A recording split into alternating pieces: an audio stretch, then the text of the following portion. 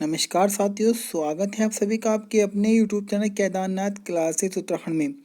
रात के बज चुके हैं 10 और रात के 10 बजे हम आपके लिए लेकर आते हैं उत्तराखंड खजाना क्लास, जिसमें हम उत्तराखंड से संबंधित लगभग 35-36 क्वेश्चनों को कराते हैं, जो कि बहुत इंपॉर्टेंट होते हैं आपकी जो भी आगामी परीक्षाएं उन सभी के लिए, चाहे वो BDO, BPDO, RO, क्लर्क हो, आने वाली पटवारी की वैकेंसी हो या पुलिस की वैकेंसी हो। इन सभी भर्तियों के लिए ये आपकी वीडियो काफ़ी कारगर है।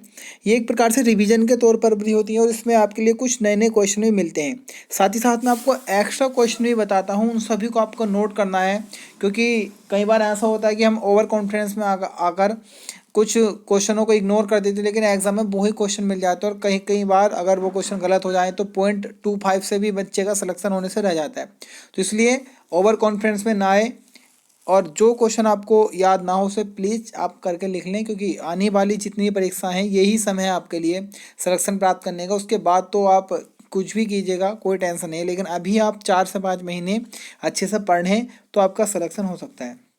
इससे पहले काफ़ी सारे मैं पार्ट करा चुका हूँ, उन सभी का लिंक आपको डिस्क्रिप्शन में या कमेंट्स बॉक्स में प्लेलिस्ट मिलेगी, वहाँ से मिल जाएगा। साथ ही साथ अगर मैं और बात करूँ तो बच्चों, हमने एक प्लेलिस्ट बना रखी है उत्तराखंड खजाना क्लास के नाम से, वहाँ भी ये सारी वीडियो आपको एक साथ मिल जाएंगी।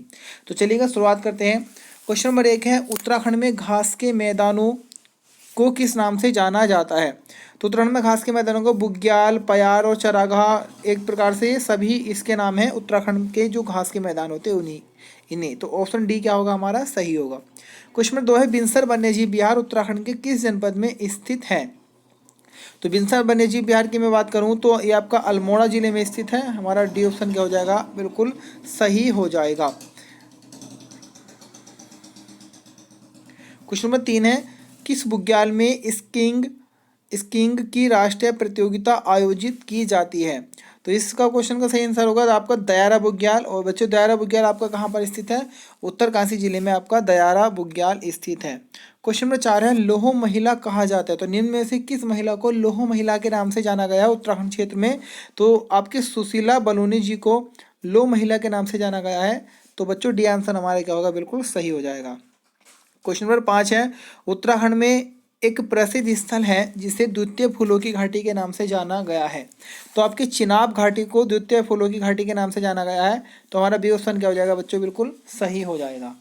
क्वेश्चन नंबर 6 की तरफ पढ़ते हैं। क्वेश्चन नंबर 6 है, कुमाऊनी बोली के प्रथम भाषा वैज्ञानिक कौन थे? तो कुमाऊनी भाषा के प्रथम भाषा वैज्ञानिक थे आपके गंगादत्त उप्रेती जी। तो हमारा बच्चों सी ऑप्शन क्या हो जाएगा, बिल्कुल सही हो जाएगा। ऑप्शन सी क्या है, क्या हमारा गंगादत्त उप्रेती। कुमाऊनी भाषा की पहली फिल्म कौन सी थी? मेघा आ, जो 1987 में आपके बनी थी या प्रकाशित हुई थी। उत्तराखंड की पहली फिल्म आएगी तो आपकी जगवाल आएगी, जो 1983 में आई थी। सबसे सफल फिल्म आएगी घर जबे, जो 1985 में आई थी, और इस घर जबे को ही उत्तराखंड की शोले के नाम से ही बच्चों जाना जाता है। क्वेश्चन नंबर 7 है, उत्तराखंड का चाइना बोल नाम से जाना जाता है। तो उत्तराखंड में किस व्यक्ति को चाइना बोल के नाम से जाना गया है? तो बच्चों राम बहादुर छेत्री जी को उत्तराखंड का चाइना के नाम से आपका जाना गया है। तो ऑप्शन ए हमारा क्या हो जाएगा, बिल्कुल सही हो जाएगा। या उत्तराखंड का चाइना बोल के नाम से राम बहादुर छेत्री। क्वेश्चन नंबर 8 है, मेती आंदोलन किससे संबंधित है? तो बच्चों अगर हम मेती आंदोलन के बारे में बात करें तो प्रश्न का सही उत्तर होगा बच्चों पर्यावरण संरक्षण से आपका संबंधित है मेती आंदोलन। तो क्वेश्चन का हमारा क्या आ जाएगा, ऑप्शन ए क्या हो जाएगा, बिल्कुल सही हो जाएगा। ये पर्यावरण संरक्षण से संबंधित। अगर मैं बात करूँ मेती आंदोलन के बारे में तो बच्चों 1996 में आपके कल्याण सिंह रावत जी के द्वारा इस आंदोलन को चलाया गया था। क्वेश्चन नंबर 9 है, कौन पर्वतारोही उत्तरकाशी के दयारा बुग्याल को पर्यटन मानचित्र पर लाई है? तो काफ़ी इजी क्वेश्चन है, कई बार एग्जाम में बन भी चुका है। तो चंद्रप्रभा एतवाल जी, जो आपका दायरा या दयारा बुग्याल उत्तरकाशी का, इसको पर्यटन मानचित्र पर लेकर आई थी। उत्तरकाशी के मैं नए बुग्यालों की बात करूं तो बच्चों आपका केदार कांठा बुग्याल, मानेक बुग्याल, हरकादून बुग्याल, सोनगाड़ बुग्याल, देवदामिनी बुग्याल, कुश कल्याण बुग्याल, पवाला कांठा बुग्याल, तपोवन बुग्याल, केदार खर्क बुग्याल, ये सारे ही बुग्याल आपके उत्तरकाशी जिले में देखने को मिलेंगे। इन सभी को आप नोट कर लीजिएगा अगर आपने ये आपको याद नहीं है तो। क्वेश्चन नंबर 10 है, हेमकुंड साहिब का दूसरा नाम क्या है? तो बच्चों हेमकुंड साहिब की हम बात करें तो लोकपाल मंदिर के नाम से भी इसे जाना गया है। तो बच्चों हमारा सी ऑप्शन क्या हो जाएगा, बिल्कुल सही। हेमकुंड साहिब की मैं बात करता हूँ चमोली में स्थित है, और होमकुंड साहिब भी आपका कहाँ पर है स्थित बच्चों, चमोली में स्थित है। तो हमारा सी ऑप्शन क्या हो जाएगा, बिल्कुल सही हो जाएगा। क्वेश्चन नंबर 11 है, राज्य में वन पंचायतों के अधीन कितने प्रतिशत वन हैं। तो अगर हम बात करें बच्चों तो जो आपका वनों का प्रशासनिक विभाजन किया गया है, वनों को प्रशासन या प्रशासनिक विभाजन 4 प्रकार से किया गया है। उस 4 प्रकार में बात करूं तो जो आपका वन पंचायतों के अधीन वन है तो वह 15.32% वन है। याद रखना है 15.32% जो वन है वे किसके अधीन है, वन पंचायतों के। उसके बाद अगर मैं बात करूं बच्चों तो जो वन विभाग हैं तो वन विभाग अधीन जो है आपके 70.46% जो वन है वो आपके वन विभाग के अधीन है। उसके बाद में अगर मैं और बात करूं तो बच्चों आपके 13.76 या 76% जो वन है वो आपके राजस्व विभाग के अधीन है, और आपके 0.46 या 0.46% जो वन है वो आपके निजी व अन्य संस्थान जैसे आपके मैं बोल दूं नगर पालिका, नगर परिषद या किन्हीं निजी व्यक्तियों के पास है। तो 4 प्रकार से उत्तराखंड के वनों का प्रशासनिक विभाजन किया है, वन विभाग अधीन, राजस्व विभाग के अधीन, वन पंचायतों के अधीन और निजी व अन्य व्यक्तियों के अधीन। तो 4 प्रकार से, चारों की मैं प्रतिशत बता चुका हूँ। इंपॉर्टेंट है, कई बार इस तरह के अगर क्वेश्चन आ जाते हैं तो हमें काफ़ी कठिनाई होती है आंसर बताने में। चलिएगा क्वेश्चन नंबर 12 की तरफ बढ़ते हैं। क्वेश्चन नंबर 12 है, कब देहरादून में देश के प्रथम वन महाविद्यालय फॉरेस्ट स्कूल ऑफ देहरादून का स्थापना या गठन किया गया था। तो बच्चे इसका आंसर होगा आपका 1878 में फॉरेस्ट स्कूल ऑफ देहरादून की क्या की गई थी, स्थापना। अगर हम बात करें बच्चों 1865 में आपके डिट्रिच ब्रांडिस को भारत का प्रथम वन महानिरीक्षक बनाया गया, और इन डिट्रिच ब्रांडिस के ही सुझाव पर 1878 में देहरादून में फॉरेस्ट स्कूल ऑफ देहरादून की स्थापना की गई थी, जो कि पहला वन महाविद्यालय पूरे भारत देश का। क्वेश्चन नंबर 13 है, बांज की कौन सी प्रजाति, जो आपका बांज वृक्ष है, बांज वृक्ष की कौन सी प्रजाति उत्तराखंड की पर्यावरण सुरक्षा तथा जनमानस की उपयोगिता के लिए दृष्टि से सबसे महत्वपूर्ण है। तो इसकी देखिएगा, वैसे अगर हम बात करें बच्चों तो कुल 40 प्रजाति इसकी पूरी दुनिया में पाई जाती है बांज वृक्ष की। भारत क्षेत्र में इसकी 5 प्रजाति आती हैं, और उसमें जो सबसे महत्वपूर्ण है वो कौन सी है बच्चों, सफेद बांज वृक्ष की प्रजाति है। अगर मैं इस बांज वृक्ष के बारे में बात करूँ बच्चों तो ये आपका शीतोष्ण कटिबंधीय वन है। कैसा वन है, शीतोष्ण कटिबंधीय वन है। अगर मैं इसके बारे में और बात करूं तो क्वर्कस ल्यूकोटाइकोफोरा इस बांज का वृक्ष का वैज्ञानिक नाम है। अगर मैं बात करूं बच्चों और तो उल्लेख मिलता है कि अपने पूरे जीवन काल में एक बांज वृक्ष आपका 1,40,00,000 रुपए का फायदा कर देता है। अब ये फायदा ऐसा नहीं कि आप बांज वृक्ष के पेड़ को काटोगे तो आपको 1,40,00,000 रुपए मिल जाएगा। ऐसा उल्लेख मिलता है कि अपने पूरे जीवन काल में ये आपके मिट्टी का कटाव बचाने से रोकता है, जल संरक्षण करता है, पर्यावरण को अनुकूल बनाता है, औषधि देता है, साथ ही पक्षियों को अपने ऊपर समाहित करता है, पक्षियों का आवास का भी एक प्रकार से क्या साधन बनता है। तो इन सब के अगर हम वैल्यू जोड़ें तो लगभग 1,40,00,000 मान ले जाते हैं, लेकिन इतना इनका फायदा है तो मेरे अकॉर्डिंग तो कोई वैल्यू नहीं है। अमूल्य है ये वृक्ष हमारे पर्यावरण के लिए भी और हमारे लिए भी, तो इनकी कोई भी वैल्यू नहीं है, ये अमूल्य है एक प्रकार से। क्वेश्चन नंबर 14 है, गढ़वाल का दानवीर कहा जाता है। तो गढ़वाल का दानवीर आपका घनानंद खंडूरी जी को कहा गया है। तो बच्चों ए ऑप्शन क्या हो जाएगा हमारा, बिल्कुल सही हो जाएगा। क्वेश्चन नंबर 15 है, किस पौधे के बीज से तेल निकालकर भोटिया लोग खाते हैं। तो आपका जो भेकल होता है ना बच्चों, भेकल पौधे के बीज के तेल को निकाल के क्या भोटिया लोग खाते हैं। जैसे आप कुछ सब्जी वगैरह बनाते होंगे तो उसमें यूज करते होंगे। तो भेकल आंसर क्या है हमारा, सी ऑप्शन क्या है, सही है। क्वेश्चन नंबर 16 है, निम्न में से कौन सा पौधा एनीमिया रोग का नाशक है। तो एनीमिया रोग का जो नाशक है बच्चों, तो आपका बिच्छू, इसे बोल देंगे हम, क्या बोल देंगे बच्चों, कंडाली। तो बिच्छू या कंडाली जो आपका पौधा है वह किस रोग का नाशक है, मुख्य रूप से ये एनीमिया का नाशक है। और किस मूल का है बच्चों ये, तो आपका यूरोपीय मूल का आपका ये पौधा है, ये भी आपको याद करके चलना है।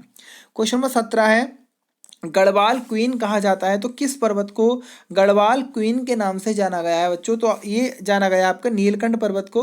तो बच्चों ए आंसर क्या हो जाएगा हमारा? बिल्कुल सही हो जाएगा, गढ़वाल क्वीन कहा जाता है नीलकंठ पर्वत को। क्वेश्चन नंबर 18 है, उत्तराखंड का मनोवैज्ञानिक कवि कहा जाता है। तो किन कवि को या किस कवि को उत्तराखंड का मनोवैज्ञानिक कवि कहा गया है? तो आंसर हो जाएगा आपका ऑप्शन ए, इलाचंद जोशी। इलाचंद जोशी जी को कहा जाता है उत्तराखंड का आपका मनोवैज्ञानिक कवि। तो बच्चों हमें ए ऑप्शन क्या करके चलना है? याद करके चलना है।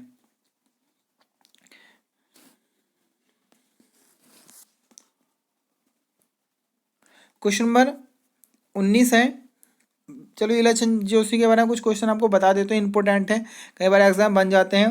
अगर हम इलाचंद जोशी जी के बारे में बात करें तो इन्होंने बहुत सारी कृतियाँ लिखी है। इनके अगर मैं जन्म की बात करूँ तो बच्चों 1902 में इलाचंद जोशी जी का जन्म अल्मोड़ा में हुआ था। अगर मैं बात करूँ तो इन्होंने एक पत्रिका निकाली थी जो कि इम्पोर्टेंट है, नाम था सुधाकर। सुधाकर पत्रिका बच्चों इनके लिए इंपॉर्टेंट थी क्योंकि एक प्रकार से हस्तलिखित पत्रिका थी। इनकी प्रमुख कृतियों में मैं चाहूँ तो सन्यासी, घृणामयी, पर्दे की रानी, सुबह के भूले, प्रेत और छाया, यमुना, सॉरी एक कृति इनकी निर्वासित भी है, मुक्तिपथ भी है, जहाज का पंछी और जिप्सी जैसी इन्होंने महत्वपूर्ण कहानियों को लिखा है और इम्पोर्टेंट है एग्जाम की दृष्टि से। क्वेश्चन नंबर 19 है, दक्षिण गढ़वाल का गढ़ केसरी किसे कहा जाता है? तो दक्षिण गढ़वाल का गढ़ केसरी आपके केसर सिंह रावत जी को कहा गया है बच्चों। तो ए ऑप्शन क्या हो जाएगा हमारा? बिल्कुल सही हो जाएगा। क्वेश्चन नंबर 20 है, टिहरी परियोजना के सहयोग हेतु रूस से समझौता हुआ। तो किस वर्ष रूस से समझौता हुआ था? तो वर्ष 1986 में आपके रूस के जब राष्ट्रपति यहाँ पर आए थे तो उसके बाद समझौता हुआ था आपके रूस के राष्ट्रपति मिखाइल गोर्बाचोव के कहने पर। उसके बाद में इसके विकास में भी या कार्य में भी तेजी आई थी। अगर मैं कहूँ तो टिहरी परियोजना के बारे में तो वर्ष 1972 में उत्तर प्रदेश सरकार और केंद्र सरकार ने एक प्रस्ताव बनाए इसे बनाने के लिए, और वर्ष 1978 में उत्तर प्रदेश की सिंचाई विभाग ने कार्य प्रारंभ कर दिया था आपका टिहरी बांध को बनाने के लिए। उसके बाद जानकारी मिलती है कि इसका कार्य बहुत धीरे प्रगति पर हो रहा था और इसी बीच आपके रूस के राष्ट्रपति मिखाइल गोर्बाचोव 1986 में यहाँ आते हैं और उसके बाद में उनका सहयोग लिया गया इसके कार्य प्रगति को बढ़ाने के लिए भी, और हम कह सकते हैं कि इसका थोड़ा विकास भी इसे बड़ा करके बनाया गया था। पहले 1000 मेगावाट था, उसके बाद इसे 2400 मेगावाट किया गया। तो यहाँ पे जानकारी मिलती है कि इसको बनाने के लिए वर्ष 1988 में THDC Tehri hydro development corporation का गठन किया गया। तो इंपॉर्टेंट ये डेट है, याद रखना, टीएचडीसी 1988 में। और फिर कार्य किसके हाथों में दिया गया था? आपके टीएचडीसी के हाथों में दिया गया था। और टिहरी अगर बांध की ऊंचाई की बात करें तो 260.5 मीटर है और इसका डिजाइन अमरीकी जेम्स ब्रूंस जी के द्वारा दिया गया था। बहुत इंपॉर्टेंट टॉपिक है ये एग्जाम की वजह से, कभी आगे से हम अच्छे से पढ़ा देंगे। क्वेश्चन नंबर 21 है, अगस्त 2017 में राज्य की पहली कोऑपरेटिव महिला बैंक की शाखा किस शहर में खोली गई? तो प्रश्न का उत्तर हो जाएगा आपका ऑप्शन डी, देहरादून में। क्वेश्चन नंबर 13 है, राज्य के जुबेन नौटियाल किस क्षेत्र से संबंधित है? तो कौन इन्हें नहीं जानता होगा? उत्तराखंड का या पूरे भारत का हर युवा इन्हें जानता है। तो राज्य के जुबेन नौटियाल जी का संबंध आपके संगीत क्षेत्र से है। तो आपका सी ऑप्शन क्या हो जाएगा बच्चों? बिल्कुल सही हो जाएगा। क्वेश्चन नंबर 23 है, टिहरी बांध का डिजाइन तैयार किया था। तो अमेरिकी जेम्स ब्रून जी ने टिहरी बांध का डिजाइन तैयार किया था। ए ऑप्शन क्या है हमारा? सही है। क्वेश्चन नंबर 24 है, Tehri hydro development corporation THDC का गठन कब किया गया? तो 12 जुलाई 1988 को टीएचडीसी का गठन किया गया था। तो ए बी ऑप्शन क्या हो जाएगा हमारा? बिल्कुल सही हो जाएगा।